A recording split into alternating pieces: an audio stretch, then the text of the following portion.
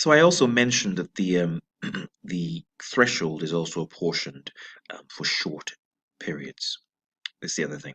So typically, it'll always be a case of shortening, never lengthening. So we have a scenario here where Radish says they're telling us there's no 51% group companies. That's fine. So we don't have to portion for that. The result for the 9-month period. So for the 9-month period, so straight away I have 1.5 times divided by 9 um, times over 12, which takes me um, nicely to 1.125 million. Thank you very much. And then what we now have here is that we have a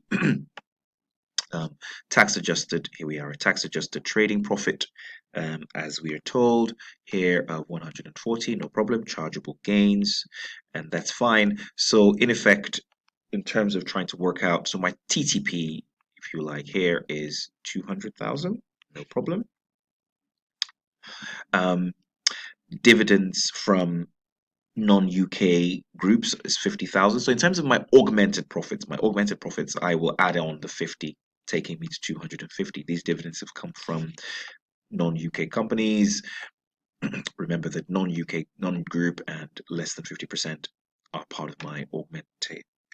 Trying to work out my augmented profits, and so I have here 250,000, and this is below the threshold. So this is a small company, 9 months, 1 day. Pretty much. 9 months, 1 day. Post this is the 1st of January 2020. And that's kind of the key thing. I mean, it's at 19%, so I will have the 200,000 at 19%, and I'm done. Yes, and this comes out, I think it's 38. 19 times 2 is 38, so that's 38,000. That's example 7. Right, and that's that. So the other thing, the other one, the last thing, you can see that HMRC just are wanting to get to the same position. So this looks at first a bit odd, but you'll see that it does get to exactly the same position of what they want. So whenever you have these short chargeable accounting periods, and we're dealing with large companies, because if we're dealing with installments, they have a formula. You have to kind of remember it, but you'll see and I'll try and explain why in the end you can almost work backwards if you want to confirm, but I wouldn't do it, kill yourself. It's a mark or two, but if you have time. So it's 3 divided by the number of months in the CAP times the, if you like, the corporation tax for that period. And then what we do is that we sort of, it tells us the first installment is due by the 14th day of the 7th month, and then subsequent installments are due every 3 months. But the last installment is due by the 14th day of the 4th month after the end of the CAP. So let's kind of make this practical so you see what's going on here. So here you have this this company. It's got TTP of 750 in its 8-month. So I know, and then it says that the company received dividends from a wholly owned subsidiary. So I know straight away that this company here, that the, if you like, I'm sure I can see definitely that the augmented profits, if you like, um, are greater than the threshold. I know that straight away because, right, the 1.5 million times 8 over 12. I mean, I know that that's there, and it also has a whole. So it's fine. I know.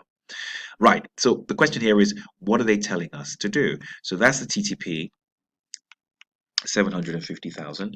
I'm going to multiply that by 90% to find out, and 90%, 750, and that will take me nicely to 53,400, and sorry, not 53,000. That will take me nicely into 142,500.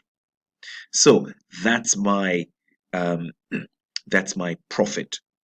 Now, it tells me the first thing they want to do is, this was 31st of March. So 31st of March, 2018, the beginning of this 8-month period here, um, if you like. And what I'm going to do is just kind of just to show you why this is still the same thing in terms of where they're trying to get to. I'm going to put 31st of March here, and I'm going to just put 1st of April here. This is not what I want initially, so you're kind of aware. This is 1st of April 2017. Really, this period starts here, if you like, on the 1st of August. right? So I have here August, September, October, November, December, January, February, March. So I have an 8-month period, right? 1, 2, 3, 4, 5, 6, 7, 8. So I have an 8-month period. So I have an 8-month period here. And so it tells me that they want me to pay. I'm going to change my pen color as well. That they want me to pay. You can see here, it says here, the first installment is due by the 7th month following the start of that period. So the 7th month following the start of this period here is the 14th of this month, and that's the 14th of February 2018. And then it wants me to do it 3 months later. So um, so 3 months later, so that's 9, 10. So that this was February, March, April, May. So 14th of May. And then it says, so here I've paid, by the time you pay, you split this into, you kind of, what's the word? You do this, like I said, this first installment, they asked you to do 3/8, which is 3 over n. You can see it seems a bit, like I say, it's just 3 over n, 3 over number of months times the rate, 3/8 times 142,500. You will get this figure I calculated earlier on of 53,438. So you will have 53,438 that you'll pay in this month. You'll repeat that payment again, 53,000, if you like, 53,438 again in May. And they want the balance to be 2 months after the end of the period, so the actual chargeable accounting period. So where are we? So we have here the 31st of March. Yes, I think where it says here subsequently, and then you want the last installment. Sorry, the last installment is due by the 14th day of the 4th month. Forgive me, the 4th month after the end of the CAP, and I'll explain why they get to the same point. The 4th month after the CAP. So we now have 2 months after this one, technically, which is, well, when I say, let's go with the 4 months. So you have 31st of March, April, May, June, July. So you now should be paying this on the 14th of July, which is technically 2 months after May. Right, so we have this, and this is July here, 14th of July. I'm just going to change my pen color to kind of show you why the theory here is the same.